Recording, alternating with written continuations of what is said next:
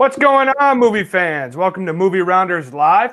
I'm Matt, Daniel, Bethany, and joining us today is my brother Phil. And today we're going to do a whole bunch of movie reviews because we started as a movie review site and then 2020 happened. So we're going to do some movie reviews, some things from Netflix, Hulu, Disney Plus for you. We're also going to throw in a few other topics that just coincide with those reviews. So be sure that y'all comment over here in the comment section. We'll love to pull those up during our live stream tonight.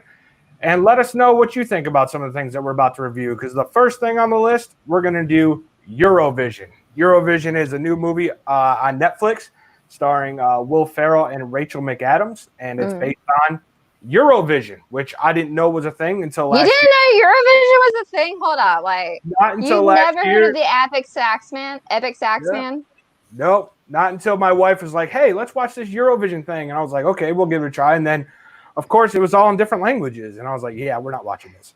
So I'm going to let Daniel start us off with his review of Eurovision movie.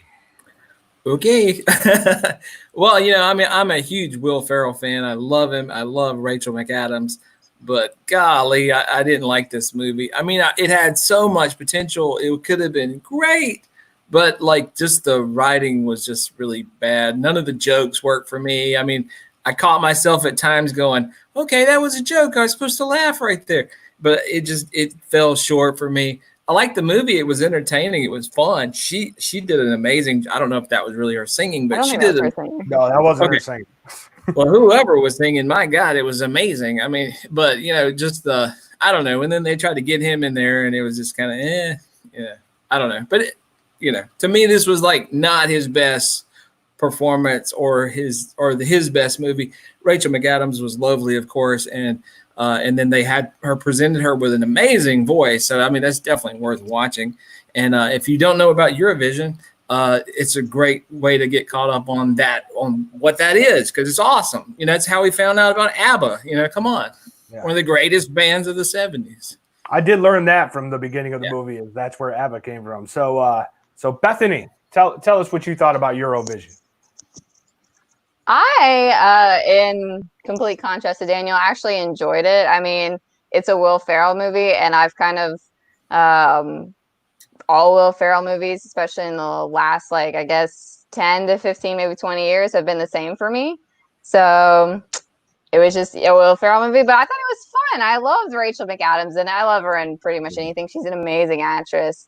And then Dan Stevens as the Russian dude, and he's the bad guy, but he's not the bad guy. You think he's gonna be the bad guy. And he's his character is so much fun. I loved him. I was glad they didn't go traditional, in Blades of Glory, where you have Will Ferrell and is that the guy from John Heder, Napoleon. Yeah, from Napoleon Dynamite. And then you have Amy Poehler and some white dude I don't know the name of. And as the bad guys. And so there was that. And I kind of expected them to do that with Dan Stevens' character, and they didn't.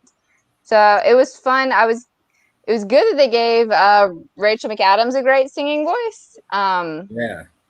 They probably could have done the same thing for Will Ferrell, but I mean that would take away from Will Ferrell's character, which is the comedic relief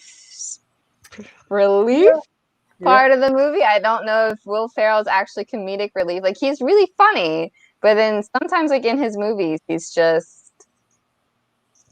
not great. But I thought it was fun. It's a good way to pass the time. I ended up liking it a lot more than I thought I would, which is always good when you watch a movie. I recommend it. If you want to watch something on Netflix, definitely check that one out and enjoy some songs and just enjoy them being a train wreck, overcoming the odds, basically. And also check out Eurovision all the time, every year. I don't know if they did it this year because of COVID, but it's so much fun. And if you've never seen Eurovision, just check out the Epic Sax Man on YouTube. He's perfect. He is the culmination of Eurovision right there. So as Tim says, no, he did not have the Step Brothers singing voice in this movie. I love Rachel McAdams. I used to love Will Ferrell, not so much lately. Eurovision is not a good movie. Not by any means. It has bad CGI. It's got bad acting performances. Dan Stevens was great in it. He was probably the best part of the entire movie. His singing voice is always top notch from Beauty and the Beast. And I think he's in the Downtown Abbey TV series. My brother can tell you more about that because his wife loves that. I love it too. I've seen the Downtown Abbey exhibit at Biltmore. I went to that. I got to see the outfits. It's Downton, right? Not downtown, right? Yeah, Downton. Yeah, whatever. We're rednecks here. But but no, it wasn't a good movie by any stretch. But it had what the younger generation likes to call it. Had a lot of bops. The music in it was really good, especially I like Dan Stevens' song, but the first song that Rachel McAdams and Will Ferrell sing just to get into the competition, that song was really good. Like put on your iPod type good. Really enjoyed that. And then her final song that she sings was really good as well. I like how they put it all together. They had Demi Lovato in it. Yes. Demi Lovato was the clear winner, and then things happened. There's a lot going on.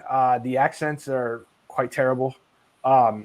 It's not a great movie. I feel so bad. I like that they put Pierce Brosnan in it because he was in the Mamma Mia movie. So ABBA, let's put Pierce Brosnan in it. Yes. He is a long way away from James Bond, y'all. A long way away. But it's not a great movie, but I would watch it for the music. The songs in it were pretty good. So, Phil, let us know what you thought of Eurovision and tell us a little bit about yourself so our viewers at home get to know you a little more. My name is Phil. So about Eurovision. No, my name is Phil. I teach theater and film to high schoolers in Mississippi. I'm a big movie fan, a big movie buff. I love horror movies. That's why I got my horror movie stuff back here. And that's pretty much it. Play some video games. And I have a daughter named Penny. She's a beagle. But as far as Eurovision goes, it's a shame that we can't call this Will Ferrell's worst movie. It's pretty bad. You can look at the poster and watch a trailer for it and know that it's rough. It's just a bad movie. Music's good if you're into the kind of I guess concert atmosphere, some of the songs that are being played, but it's not great. But we come to expect that from Will Ferrell. I think he's diving into Adam Sandler territory where it's not necessarily if the movie is good, but if the movie is fun. And I think it does accomplish that. I think the movie is fun, and if you're willing to put aside quality of movie, then you can enjoy it. All right, so that's our review of Eurovision. So give it a score 1 to 5, Daniel. What are you giving it? Whoa. I'm gonna have to go with a solid 2.5. Right in the middle. There you go, Bethany. Yeah. I'll give it a 3, maybe a 3.3. 3.3. 3.3. I'm gonna give it a 1.5 because I've given other movies a 1, and it's definitely better than Black Christmas. So 1.5. Phil. I'll go 1.5. This is my first time rating on this scale. But if you gave Black Christmas the remake a 1, this might be 5. This might be a 5 if the Black Christmas remake got. I'm pretty sure I gave that a 0. I was being a little nicer. All right, good deal. I gave that movie not a blank. I gave that movie a farcical. I don't. Farcical? That is a word, and I love it. Farcical. We're gonna count it as a word. Okay, I gave that movie I gave Black Christmas a none rating because that movie doesn't deserve to exist. And if you watched last week, you know. High. No rating is still too high. Yeah, but Yeah. Oh God, his eventual. Did you like Uncut Gems, Phil? Or did you get a chance to see it? I've seen Uncut Gems, and I was not a fan. I'm not nothing against his performance. The movie as a whole, I was not a fan. Adam Sandler gave a great performance in that movie. Right. The Safdie brothers have another movie called Good Time, and I like that one a lot more than I liked Uncut Gems. Yeah, well, just so we all know, y'all are wrong about Eurovision. It's fun, and I think you should watch it. I didn't say it was a good movie. I said it was a good fun for movie. The music. I'll definitely listen to the music over and over. I enjoy the music. And You gotta have fun movies. Fun movies. It's a fun movie. I own Grown-Ups and Grown-Ups 2, and they're both garbage, but they're fun to watch. Especially exactly. A lot of fun to watch. If movies are fun, watch them. We bagged on Will Ferrell a little bit, but now we're going to shift into what is our favorite Will Ferrell movie? What's the best Will Ferrell movie? And we're going to start with our newcomer, Phil. What do you got? All right. This might come as a surprise because I hate the sport. But I believe Will Ferrell's best movie is Kicking and Screaming. And again, that might come as a surprise, but here's the thing. The pickings are slim in Will Ferrell movies. And I think of movies of Will Ferrell that I really enjoy. Kicking and Screaming is just downright hilarious. It's probably the funniest I've seen from Will Ferrell. From everything from the characters, from the dialogue, some of like the choppy dialogue in that movie, that the kid actors in that movie do a great job at just delivering this deadpan humor on what some would say is just a low budget B movie comedy. I actually think that it worked in its favor, and I would say that Kicking and Screaming is Will Ferrell's best movie. But no, soccer's not a great sport. But it does make for some good movie interaction. So I'm going that. Maybe men's soccer is not great, but women's soccer is amazing. Yeah, Can't argue with that. Olympic champ, baby. Before we go to Bethany here, I'm just going to post up a few things. Best Will Ferrell movie is Elf, and then the next one was I know Bethany loves Elf, Sarcasm.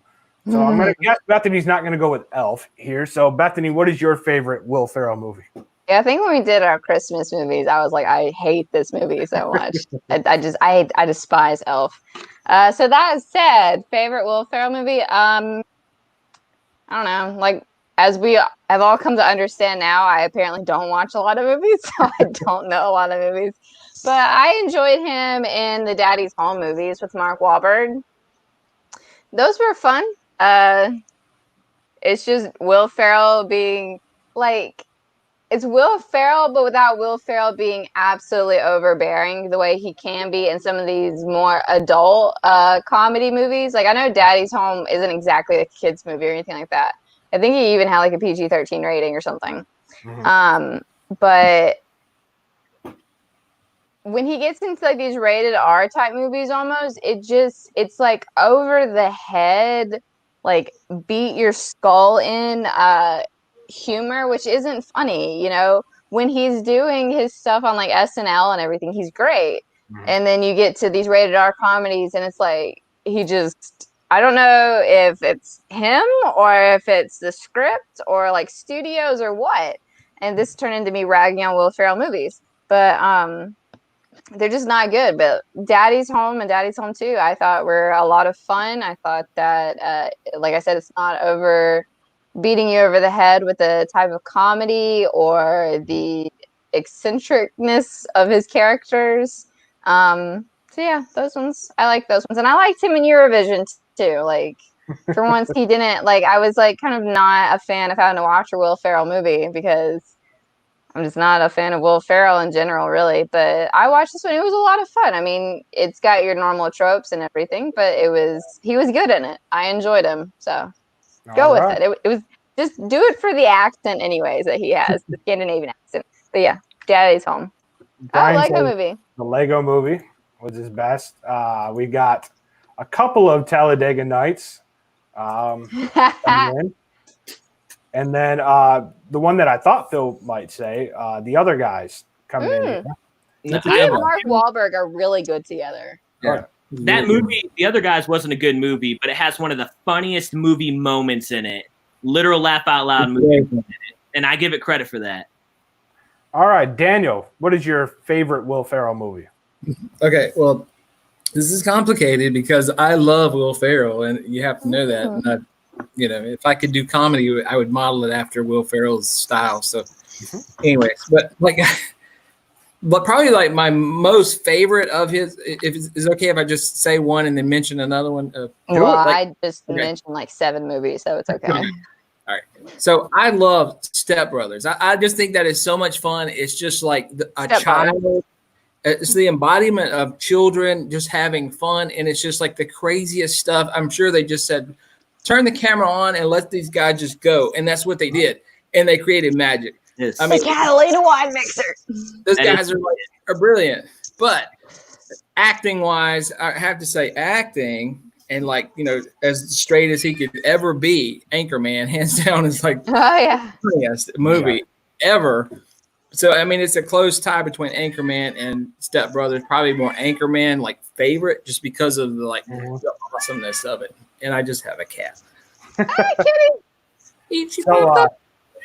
So to echo Daniel there, the top one on my list that has Will Ferrell in it is Wedding Crashers, but I don't consider that a Will Ferrell movie. He just kind of shows up at the end. But it's definitely Anchorman. Anchorman is definitely Will Ferrell's best movie. It's his best character. Everything about Anchorman is hilarious. The afternoon delight scene is one of my favorite scenes in movies. I love everything about Anchorman. And Anchorman 2 was a train wreck. It was garbage. But Anchorman itself was great. I kind of feel bad that we didn't get Paul Rudd in the office because then we would have had all 4 of them. So just looking through some of these other ones, Old School. I like Old School. Old School is good stuff. And then one of my favorites, and Phil loves this movie more than anything, Zoolander. One of the worst movies ever made. Really? Zoolander is so good. It's so funny. Going back to Old School real quick, Matt, remember we watched that with our parents. We did. And it got to the opening credits and the DVD screen where the menu where you click play button. And the first thing that shows up on the screen was awkward. And I remember we just sat there and we were like, are we really about to watch this movie with our parents? Yeah. That's the only thing I remember about Old School. Old School was good stuff. He had Frank the Tank. He was one of his better characters too. And then Stranger Than Fiction, if you want to get into more of a dramatic type role, I guess, from it's a decent movie. It's a decent movie. So those are our favorite Will Ferrell movies. Y'all keep your comments coming. I know we bagged on Will Ferrell a bit. I thought about saying what's our favorite Rachel McAdams since she was also in Eurovision, but that's Wedding Crashers easily, and I wasn't going to hear any other answers other than Wedding Crashers. What about Mean Girls? All you Mean Girls can go walk out there. It's Wedding Crashers. I like Mean Girls. Mean Girls. Amazing. She's like 3 years younger than Amy Poehler in that movie and pulls it off like spectacularly. She's great in any movie, any role. She's only in it for like 10 minutes. Still amazing. So we're going to go from one SNL star to another SNL star. And we watched Palm Springs. Palm Springs, a new original from Hulu. And it's quite out there. I guess I'll start us here with Palm Springs. Here's my thing. Palm Springs, and I've seen a few movies this year, not as much as I normally do because 2020. Palm Springs is probably my favorite movie of the year. I liked it more than I'm sure a lot of other people did. It's a smaller indie type flick, but it's a Hulu original, so it's not going to go out there to a lot of people. But when it comes to time loop movies, I mean, everybody's always like the Groundhog Day of this and the Groundhog Day of that. This was its own movie. It gave me a little twist. Here's the thing. I went in and I saw Andy Samberg was doing a movie for Hulu. Now, my wife's like, hey, we should watch this. And I didn't watch the trailer. I didn't watch the trailer at all. I didn't want to know anything going into it. And I started watching it, and I'm like, oh, okay, this is a little bit of a romantic comedy type thing. And I get through it, and then this scene happens with arrows. I know these three know what I'm talking about. And I'm like, wait, what just happened? Did we just end up in Westworld? So I was like, what just happened? So then the movie goes in, and as you can see from the trailer, it's a time loop movie, living the same day over and over and over. It's the same concept, but the way they told the story, the connection that Andy Samberg had with I knew her name coming in here. She's the mom from How I Met Your Mother. Kristen Milotti or Milioti. Yeah, Milotti, something like that. But their chemistry was just off the charts. I loved everything about those two working together. J.K. Simmons is just J.K. Simmons. He's just phenomenal in everything I see J.K. Peter Simmons. Gallagher. Yes, Peter Gallagher. And then I watched Riverdale with my wife, so Camila Mendez from Riverdale is in it for the. But did you watch Teen Wolf with Tyler Hoechlin? No, not that. Dang, But slipping. But Palm Springs is a great movie. It's a great indie type flick. It's just lets the story wrap you in. It lets the dialogue or just encapsulates you into the movie. It's not too over the top. Yes, it's got a lot of things going on, a lot of weird things that, like I said, I was like, what just happened? But overall, it's a good movie. I enjoyed watching it. It's a great thing that Hulu put out, and I'm very happy that I saw it. So, Daniel, tell us what you thought of Palm Springs. I agree with you 100%, Matt. I think it's refreshing. It allowed it to go where it wanted to go. It wasn't set in like a certain thing, like because everybody watches time loop movies and they're going, okay, I'll bet this is about to happen. It didn't do that. It was so good. It was fresh. It told a different story, and yet it kept you connected through the whole thing. I know a lot of people that I know their movie taste. They won't like it just because they don't like to be pulled all over the place. And, they want like one plot and one story and they want an ending. But this is just like, it was so good and just so well acted and cast. It was amazing. Like it was so good. Like I can't even tell you. I mean, you have to see this movie if you haven't seen it, or if you have Hulu and you have a chance to see it. Please watch this movie because I think you will thoroughly enjoy it, especially if you like Groundhog's Day or any of those loop type movies. You're really going to like this one. Phil, what did you think of Palm Springs? I don't think I loved it as much as you guys did, or at least you two.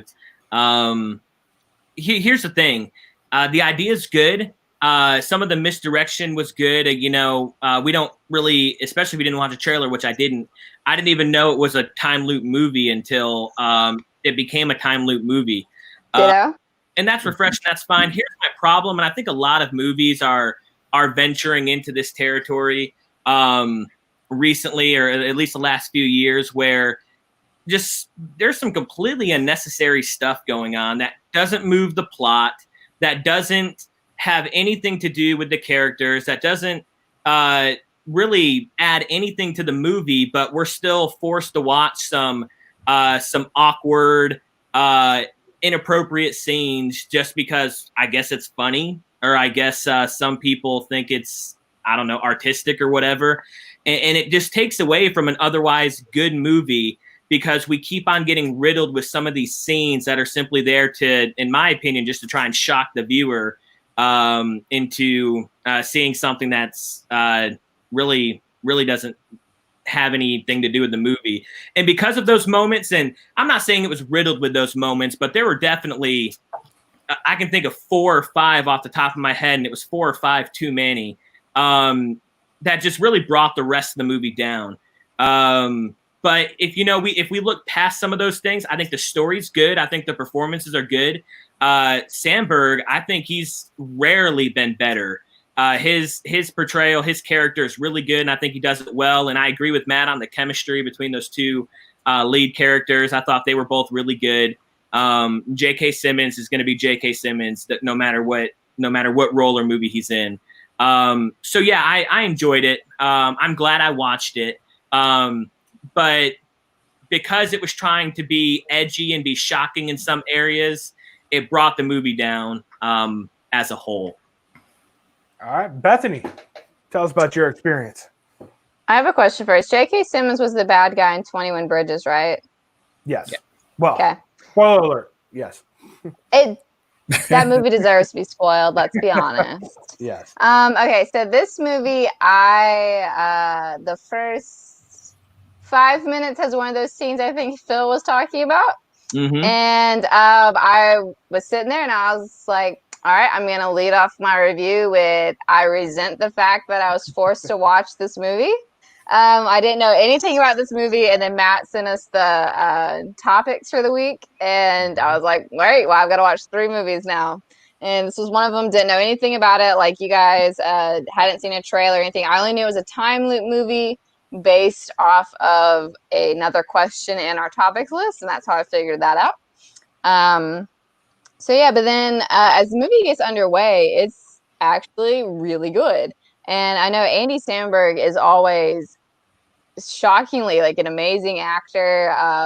He's very funny. He's got great comedic timing. He's very smart.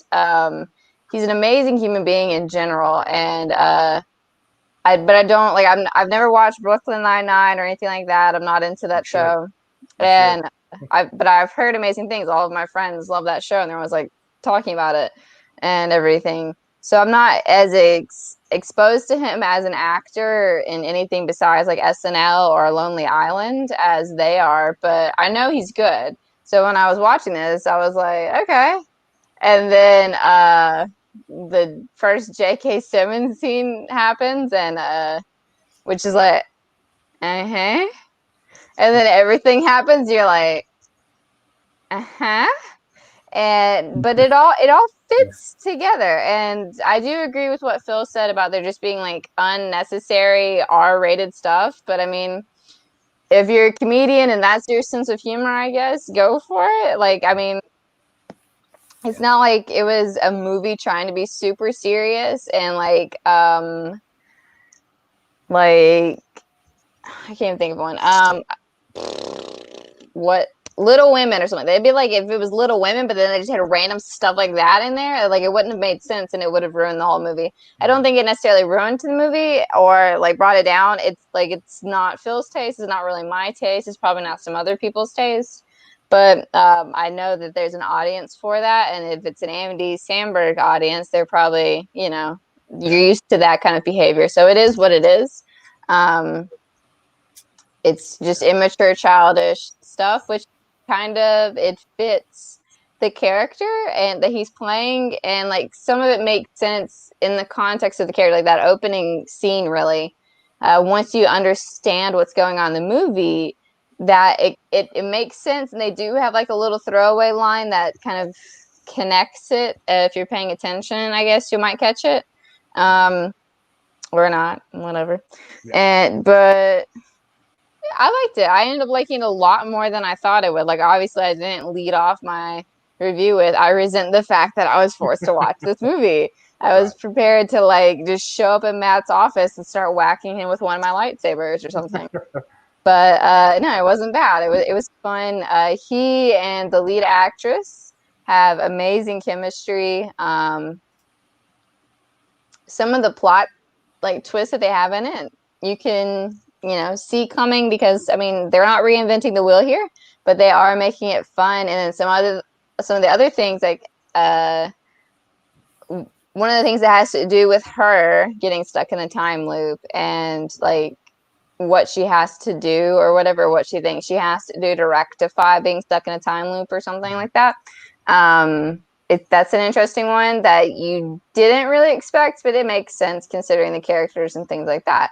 So overall, I think it's fun. It's worth a watch if you've got Hulu. If you don't have Hulu, I wouldn't necessarily say seek it out, but it's really good. You're not gonna regret watching it, I don't think, but it is an adult movie for sure. Yeah. I'm gonna go back through some of these comments here, just about Rachel McAdams, Sherlock Holmes. Yes. So Fetch. Stop trying to make Fetch happen. Oh, Red Eye. Her and Cillian Murphy. The pin. J. Jonah Jameson from Spider-Man. That's who J.K. Simmons also is. Let's see. We have underrated Hot Rod with Andy Samberg. I actually enjoyed that. Mm-hmm. And Mom, go to bed. Mom, go to bed. You're embarrassing me. You're embarrassing us.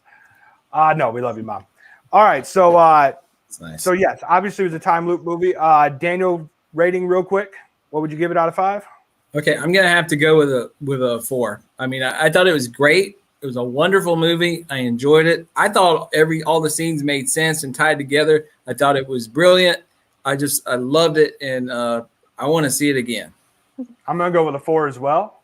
Bethany, what'd you say? 4.25. Out of 5? Yeah, 4.25. 4.25. I agree with it. Not 4.75. 4.25. Phil? I'll go with 2.9. 2.9. Right. Not quite getting up to a 3.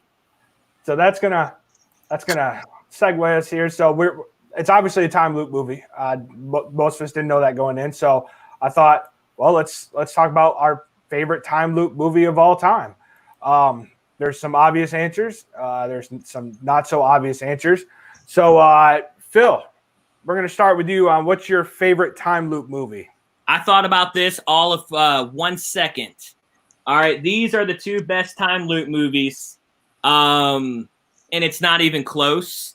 I understand that there might be some people out there who look at, bigger ones like Groundhog Day or Live, Die, Repeat. But as a horror fan, I think both of these, not just the first one, but the second one as well, both of the movies are just so well done. They hosted a watch party for the first Happy Death Day on Twitter a couple of months back as part of like the quarantine pickup on Twitter for movies. And the director and the lead actress was in there, and they were communicating with fans and talking about as scenes went on. And it just sounds like they had a lot of fun making it, but man, they're so fun to watch. And it was one of those where my expectations were low going into the theaters. When I went to go see Happy Death Day, they were low. And maybe it's because my expectations were so low that I enjoyed it so much. But it was just, it's such a good movie. And then the sequel comes out, and you're like, oh man, they're gonna throw this thing away. But then the sequel's also really good. I don't know if it's as good, but in its own way, I think it is just as good. It's not even close. They're easily the best time loop movies. You can choose either one of these, and you'd be right. So Phil and I normally don't agree on a lot of things, but yes, Happy Death Day is definitely the best time loop movie. I like the first one a whole lot more than I like the second one. The second one was okay. It's not a bad movie, but it's not as good as the first one. The first one I saw it, even though I knew even though I knew who the killer was from a very early stage, because they kind of almost give it away. The kills are great. I got that ringtone on my phone just to drive my wife crazy. I liked everything about Happy Death Day. There's a lot of good time loop movies, and I'm sure I'll say it for Tony. Tony loves Edge of Tomorrow more. I think that's in like his top 10 movies of all time. So if Tony was here, he would definitely say Edge of Tomorrow. He loves Emily Blunt, and who doesn't? But Happy Death Day, and Phil said it all. It's definitely my favorite time loop movie. Bethany, hit us with yours. Copy paste, I guess. Y'all, I thought I had something. No. I was like, I couldn't think of any time loop movies because I don't watch movies. And I was like just sitting there like going through Google like time loop movies, and I saw them and I was like, I love these movies. They're great, and they are time loop movies. And but then y'all like stole my thunder. That's a good thing. Like now, it just puts Daniel. He has to say it too, or else. Daniel, if you don't agree, like you're the odd man out here. Those movies are great, though. I do think the second one is better than the first one. I thought it was just more fun because of the stuff that they do in that one. I love the second one. I love them both. But they're both really good. I was fine with it being its own thing. I didn't really need the scientific thing behind it, so that's why I like the first one more than the second one. I thought the scientific thing made it more fun. It was good. They did some new things with it too, where like, if you get into this different time loop, things are different. She's not dating the same guy. People that were dead in the first one are alive in this one, and things like that. So I thought that was neat that they did that, and showing it that it's not because she still has these memories of all these things that happened that are not real here. And so she's got to make a decision of what to do. So I liked it for that reason. Daniel, what do you got? Okay, Daniel, the pressure's on you. Don't be the odd man out. Peer pressure. Well, I was going to say one of us. I'm going to have to pull a Bethany. I don't mean to call it a Bethany, but I've never seen those movies, so I can't say that. I mean, if y'all had told me, I'd have watched them, and then I could agree. But I haven't seen those. I've never. Well, you should watch them. So I'm gonna have to tell you, I'm a child of. I was born in the 70s. I grew up in the 80s. So I'm gonna have to pull a Groundhog's Day on you because that movie is classic and timeless. It's perfect. It has one of the best comedians ever. Bill Murray is an absolute god, and it is a phenomenal movie, and the grain of the film, the color, the look, the acting, everything is perfect about it. So Groundhog's Day is, at this point, until I watch those movies that you saw, that's my favorite one. So, yeah. Hey, if I woke up to I Got You, Babe, every single day, I wouldn't be mad. Come on. So. Just to make this a Rachel McAdams-centric episode. She has a time loop movie. Really? The Time Traveler's Wife. Time Traveler's Wife, yeah. Oh, I want to ask you a question. Is that it? Or is it? Yeah, Daniel? No, it's about time. Wouldn't you say that like 12 Monkeys is a time loop movie? It's more of a being sent. I mean, if you were going to do a source code, I guess, would be a time loop movie since he has to keep going back and back and back. Yeah, source code is time loop, and it's source good. Code was up there. I thought about source code. Like 12 Monkeys, he sees himself as he's a child. He's a man. He sees himself as a child, and then he's sent back in time, and he, has, I don't know, but anyways, that's beside the point. I've never seen it. There's a Brad Pitt one. Best time loop movie. He's been in 3 time movies. There's The Time Traveler's Wife, Midnight in Paris, and About Time. Oh, but it's always to do with time traveling. Midnight in Paris is a great movie. It's not really a time loop, but hey, it's a time movie. Brian says Stargate SG-1. I don't want Avengers Endgame count as a time loop. He's a baby. I really live in the same day over and over, so I wouldn't say. He's a baby, Scott. Groundhog Day and Edge of Tomorrow, yes. And I'm not saying I don't like Groundhog Day or Edge of Tomorrow. I'm just Happy Death Days are better for me. Deja Vu with Denzel Washington. I saw that one. That's a great movie. Not sure what Somewhere in Time is. My mom showing her age there. Love you, Mom. We've got Donald Duck segment of Mickey's Once Upon a Christmas. Jamie saying The Butterfly Effect. Not really time loop, but he is jumping. It's a great movie. Not really time loop, but he is jumping through different parts of his life that could have been, I guess. And he changes the course of history. I don't know. I can see it. I can see the argument. Butterfly Effect is a great movie, though. I do enjoy The Butterfly Effect. Source Code is really good as well. I forgot about Source Code. That's a really good movie. I had a friend say the one episode of Supernatural where they just keep dying every day. Yes. That one, I believe, is what that episode is. And that was a lot of fun. Yeah. All right. So the reason that we had to do all these reviews is one of the big ones came out on Disney Plus. And I know it's not necessarily a movie, but since we're watching it from our house and it was shot in a cinematic way, we're going to do Hamilton review.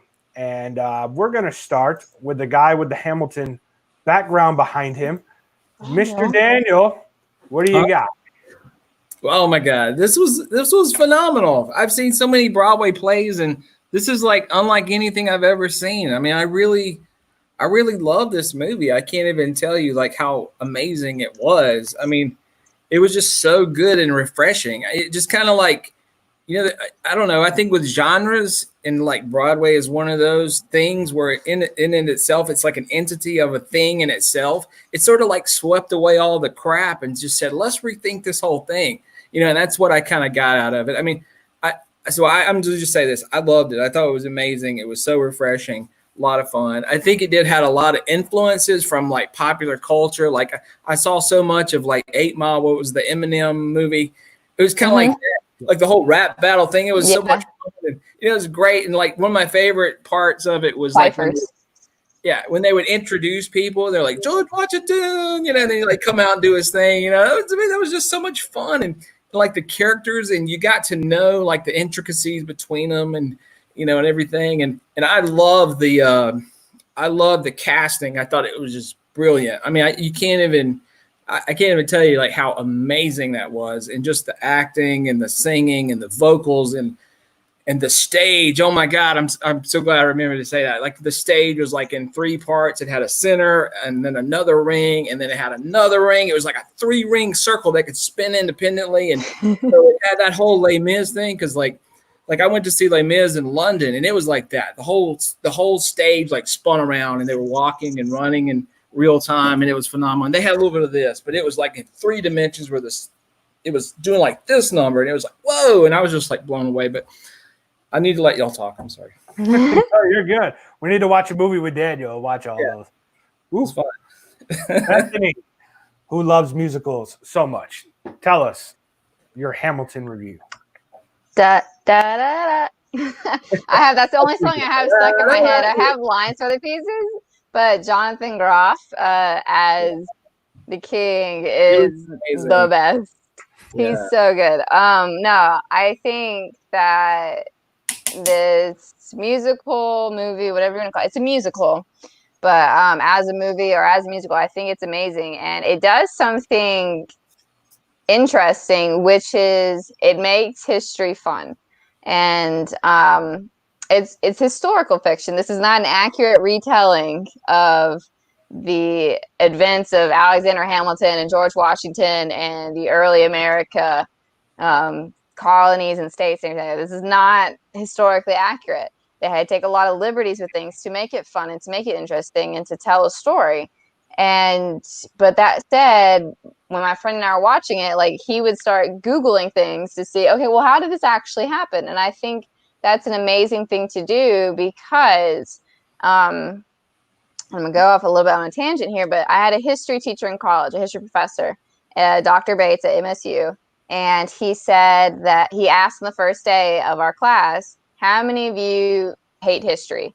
And like everyone raises their hand. He's like, you don't hate history. You hate the way it's been taught to you. You have people who are teaching it because they have to teach it versus people who love it and who know how to teach it and make it interesting. And that's true for any subject. But so what Lin-Manuel Miranda did with this was he took something that he's very interested in and he made it modern and he made it accessible.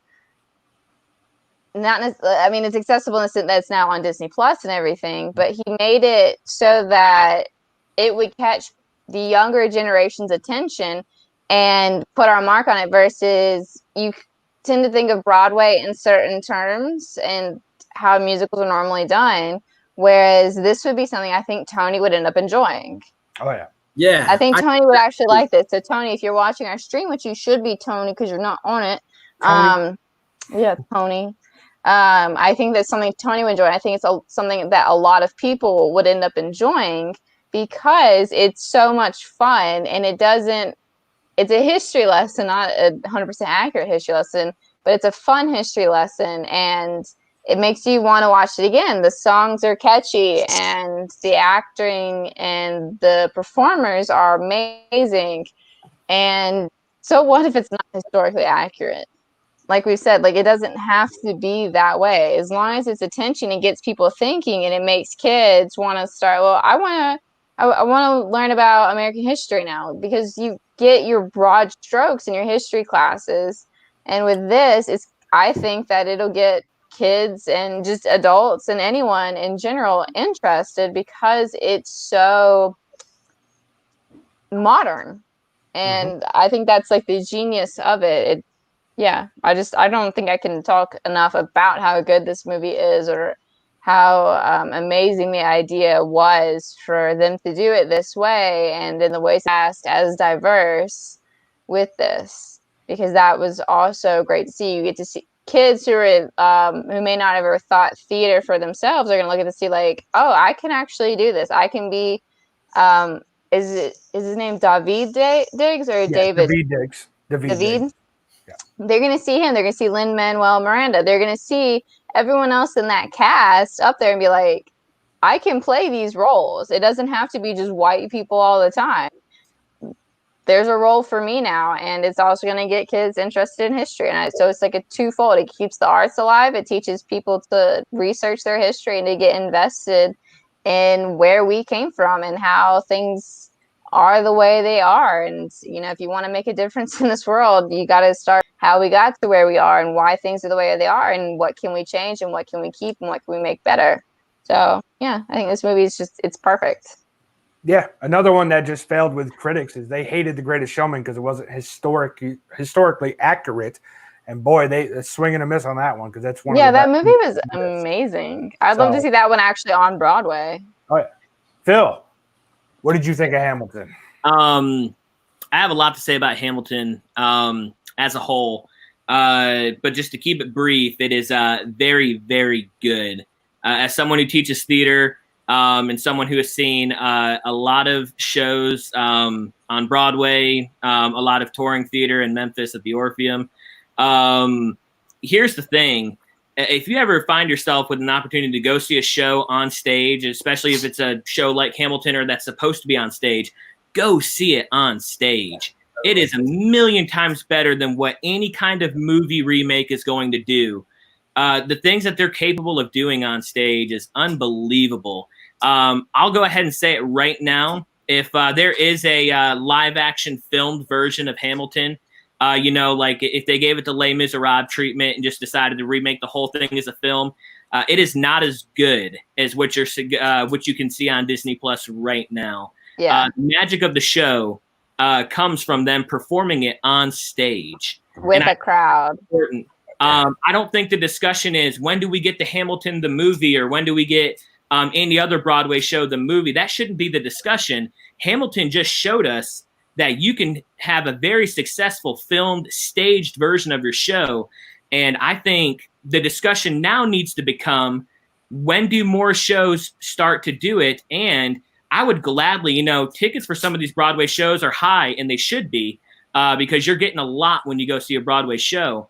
But I would gladly drop 30, heck, I drop 50 a month for a streaming service that just dropped the show, maybe one show a month or something along those lines to continue watching. And we'll talk about that as we get to the next question. But you've got to watch Hamilton on stage. And I think the Disney Plus version does a great job of showing you what Hamilton is like on stage. Now, don't get me wrong, you'll probably enjoy it even more if you're sitting in the audience as opposed to sitting on your couch watching on Disney Plus. But you still get to experience it if you're never going to get to experience it another way. Right. And it's a great substitute for that, for sure. Yeah. But it is very, very good. If I had to pick one thing out that I could complain about, and it's a very small nitpicky complaint, Lin-Manuel Miranda does a great job with everything he does for this show. He's just not up to par with the rest of the actors and the vocalists in the show. Whenever he's doing a duet with Leslie Odom, for example, who is just unbelievably good. He can't stand toe to toe with Leslie Odom and sing a duet. He can't stay toe to toe with Philippa Sue and sing a duet. And I think that's where the show mainly falls flat, is when he's trying to keep up. Not saying he's bad, he's not. Again, it's a very nitpicky thing if I had to find one thing to complain about. But again, even that's really not worth complaining about. It's very, very good. Matt? So, you know me. Musicals are always my favorite. I've heard nothing but great things about Hamilton on Broadway. Of course, I've never been up to Broadway to actually see a Broadway play. So I love the fact that they did this. I love the fact that they dropped it on Disney Plus. What Phil says, being in a crowd during a performance is great. I've been on stage. I've done a few plays, and it just helps so much having the crowd out there. I enjoy it so much. What I love about being able to film something on stage as a videographer myself, when you're sitting in the crowd, you might have this seat over here and you're seeing this happen, or you have this seat and you're seeing this happen. When you have those cameras on the stage, you start seeing visuals that you wouldn't see sitting out there in the crowd. You start seeing emotions. You start catching things just out in the corners that you might not see in the live show. So I love that they were able to capture all of those different angles and all that different emotion that were on their faces. And I love all the music. Phil got me to watch this. I was going to watch it anyway, but he really hyped it up for me. And I followed it just fine. I'm not an American history buff at all. I'm not a history buff at all. I don't really. You hate every history movie we have to watch. History at all. But this, like Bethany said, it made it fun. It made it hip. The music, I'm a big fan of music. The music is great. As soon as it was over, Phil told me how much he loved Leslie Odom, who played Aaron Burr. I, on the flip side, I think Daveed Diggs was the greatest thing in the entire musical. I loved it when he was the Frenchman. I can't think of his name off the top of my head. And then as he shifts into Thomas Jefferson, Thomas Jefferson just stole everything in Act 2 for me. The cabinet battles were great. You had the slower songs like It's Quiet Uptown was great, but Helpless. We have a question here that might be what's your favorite songs from Hamilton? We can go around and we can talk about that. Helpless is definitely my favorite song in all of Hamilton. When you have the Schuyler sisters and they talk about introducing Alexander Hamilton to Eliza, and that's great. And then you had Satisfied right afterwards with Angelica. Everything just flowed so well. It went from song to song to song. So if you're looking for dialogue and them just having a conversation. No, they Like go the Greatest song Showman. to song, and I love that. I love that they just told the entire story through music. That was great. I would agree. At Lin-Manuel Miranda, I liked his performance. He's the lesser of all of them, which is not a knock on him. That's just talking about the talent that's in it. My most anticipated movie coming out this year was In the Heights, which is Lin-Manuel Miranda. He did it before he did Hamilton, and he cast Anthony Ramos to star in it, who plays his son in Hamilton. And too bad we haven't been able to see it. It's going to be postponed because of 2020. But everybody in Hamilton was great. Most of all of the songs were great. You have some that I didn't care too much for. That ending scene, and I'm not going to spoil anything because you guys need to watch it, but the way they do the entire ending scene, you're like, I'm watching this on an actual stage. It's not an actual movie that was sat down with CGI or anything. It's just so wonderful to watch. You could have fooled me. You could have fooled me. I would implore everyone to watch Hamilton. It is so great. Helpless is my favorite song. Do you guys remember any of the songs in it that you want to give a shout out to? Da, da, da, da, da. I figured Da, King da, George. da. Yeah. And King George. The King George songs are great. I immediately texted Phil. I'm like, is that Jonathan Groff as King George? It is. I had no idea. I was like, what?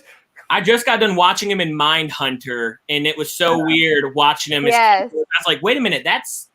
Well, I knew him from Glee, so I knew. It's like, so I was thinking like so. Glee, and then Mindhunter, and then Frozen, and then this, and it's insane. Like his versatility. Y'all talk about songs. I was looking something up real quick because I have something I want to talk about. All right, Daniel, do you have a song? Yeah, I was just gonna say the rapping duo between Madison and Jefferson was the bomb because it just flowed. It's like what I think Madison was doing more like bass and Jefferson was more like high, and like the way that it interweaved, it was so good. I was just sitting there going, "Oh man, my mind was like blown." It was so freaking good. Like I love it, and I love Madison too. He was great. He was great in the play too. I know he probably didn't get as much hype as everybody else, but Madison was awesome. Your categories. She liked Phil, it. what was your favorite song? I'd probably go with Helpless and It's Quiet Uptown. Those two are pretty strong.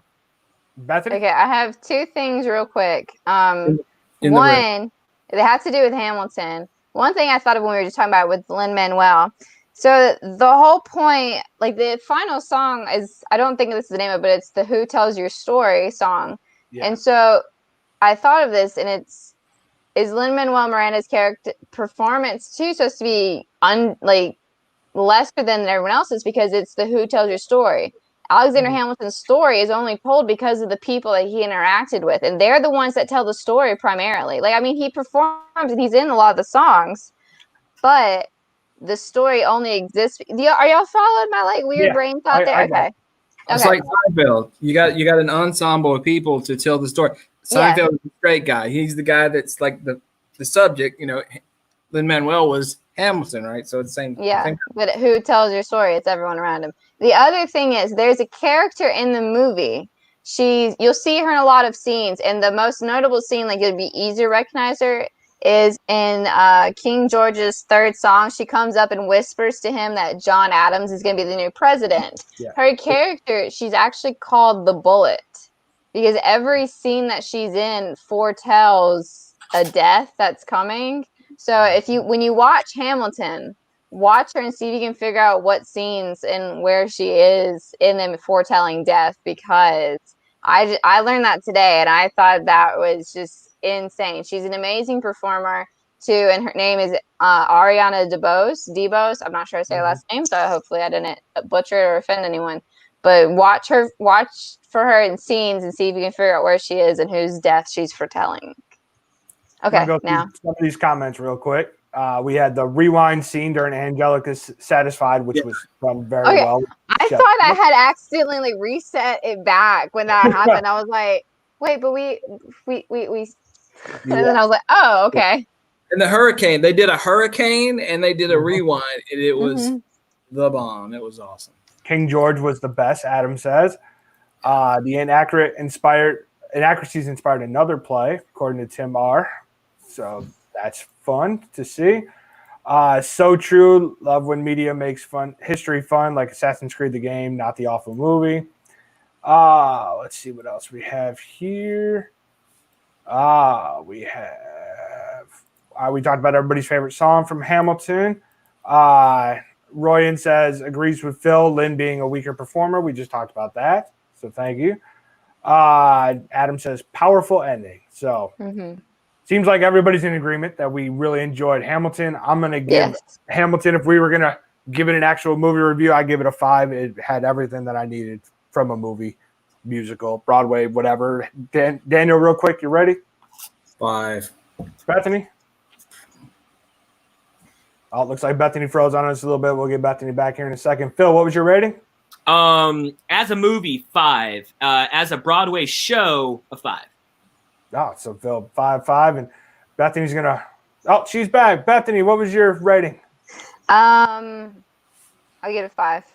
5. Easily. 5 from everybody. So definitely watch Hamilton. So real quick here, because we are starting to run out of time here. We're going to go with what Broadway musical should be released for home viewing next. So we did have a question about that, about what Jamie says, should Broadway musicals be filmed and placed on TV?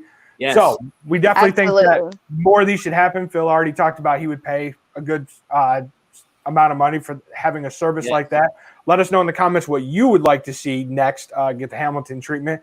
So Bethany, tell us what Broadway musical or what you would like to see get the Hamilton treatment. Musicals aren't my thing. I had to ask my friends who are musical like fans and theater fans about what they would like to see. And so I heard Hadestown, which is a retelling of I don't know how to say the Greek name, Orpheus and Eurydice something or other. But it is apparently amazing, and I heard it got a lot of praise. It came out, or at least it got really popular last fall. That's one. Dear Evan Hansen's another one, and the other one that I actually kind of would be interested in seeing. I only learned about it today thanks to my friend Royan, and it's the Scarlet Pimpernel, which is actually it's based off a book that is basically the inspiration for Batman and superhero movies. Or superhero not movies, but the superhero genre of a masked vigilante. It actually apparently inspired that, and it was written by a woman. The book was, and so I'm all for that being filmed and put on a streaming service. All righty. Phil, what would you like to see? All of them. Put them all on there. There's a thought. There's a thought, and it's not a wrong thought that Broadway shows like Hamilton are only for the wealthy, the rich, or just people who got lucky enough. And that's an unfortunate thought. And Lin-Manuel Miranda's never been about that life. And the fact that he would be the first one to take his show, which is still making tons of money on Broadway, but take his show and drop it for a subscription service at like $10 a month is something that I can totally see him doing. And I think other people should follow suit. All shows, I feel, should be striving to do this. But if I had to pick just one, I would definitely have to say Wicked could benefit the most from having this treatment. It's still strong. It's still popular. And I think it would make really good on this side to get this. Also say The Waitress and Avenue Q, just because those are some of my personal favorites. So, yeah, those are the ones I think I'd have to go with. Daniel, what would you have to go with? I'm going to go with the Book of Mormon just because I want to see it. Because you want to see it. I want to see it. That's good. Looking through some of these other ones here, we had Beetlejuice the Musical here. And then I saw this. Actually, they did a performance of it at Ole Miss, and my brother saw it on Broadway, and I love it so much. I would love to see Avenue Q. My favorite show. Earlier. Avenue Q is a show done with puppets. In case you don't know, it's a very, very, very raunchy show done with puppets. Very raunchy, don't show your kids. But yes, I would like to have that come out. Dear Evan Hansen, as Bethany said, I still haven't seen it because I don't want to watch it on YouTube. So just give it to me in my hands and let me watch Dear Evan Hansen. Definitely do well with that. I know they don't do it anymore, but I thought I had to watch the documentary on Broadway Idiot, which was the Green Day one, based on American Idiot. And I watched all the behind the scenes on that, so I'd really like to see that. But if I was going to pick one that was near and dear to my heart, I know it's not on Broadway, but it's a play that I did, my very first play in high school. Give me On the Town, because I know they made it into a movie with Frank Sinatra way back when. But On the Town is the first play I did in high school. It was a musical. Had the most fun ever doing it. So get some people together, make it, shoot it cinematically, and release it for me, because I would love to watch it. Let's see. We also have It's Solid Daniel. So Book of Mormon. Just said that. The Green Day Broadway Idiot there. Adam also says Jagged Little Pill. Had tickets in NYC, but 2020. So 2020 getting us all. So hopefully they can just make a whole streaming service and let us just watch all the Broadway musicals, because if Hamilton's any indication, we definitely need them badly. Yeah. So basically, that's what we have for you. A couple of reviews, a couple of 5s, 4s, some lesser ones in there. We found out that not everybody is a big Will Ferrell fan anymore, and everybody loves Hamilton. So, y'all, we're gonna try to be back. That's what you missed on Glee. Yes, probably. We'll try on Sunday. If not, it'll be next week. Update on Tony. Tony's doing much better. He's actually up hobbling around now. So we'll look forward to Tony probably being back next week. We want to thank our guest, Phil, over here. Big horror movie fan. Thank you for all of his input, for joining the Movie Rounders tonight. And we thank you all for watching us, sending in your comments. Let us know in the comments after this what you want to see us do next.